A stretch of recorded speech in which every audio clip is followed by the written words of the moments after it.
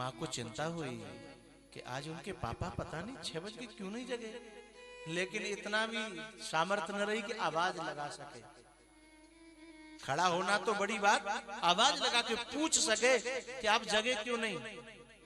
6:30 बज गए, 7 बज गए, लेकिन बिस्तर पर कोई हलचल नहीं हुई, क्योंकि गम तो उसको भी बहुत था। जिसके 2-2 बेटे बहुएं और नाती हों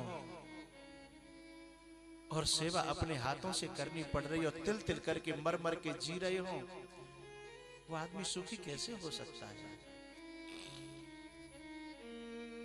7:30 बज गए। अब इस मास्टरनी को, इस माँ को चिंता होने लगी। लेकिन सेक्टर की बात थी, कोई किसी के यहाँ आता जाता नहीं, कोई किसी की सुनता नहीं। अब ये सुनाए भी तो आवाज कैसे लगाए और उन्हें जगाए कैसे। जब 8 बज गए तो इसके अंदर भय व्याप्त हो गया कि मामला कुछ गड़बड़ है।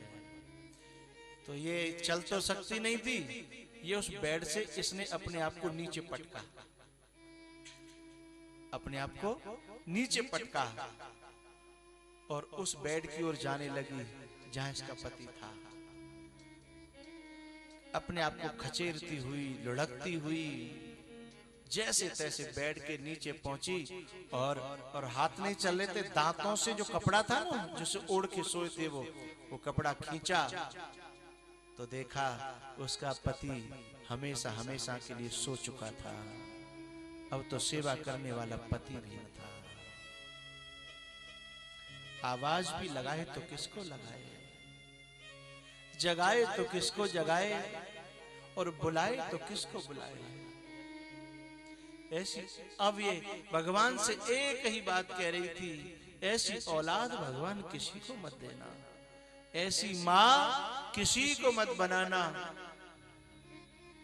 ऐसी संतान किसी के पैदा मत करना।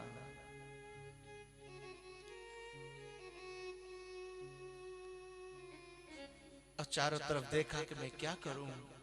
एक फोन था, वो कोने में दूर रखा हुआ था, वहां तक जाना भी इसके लिए संभव न था। कोशिश कर रही थी पहुंचने की, करते करते खिचरते खिचरते सुबह के 8:30 बजे से दोपहर के 1:30 बजे तक वो उस फोन तक पहुंच पाई। उस फोन का उसने एक नंबर दबाया, रीडायल, इसमें पहले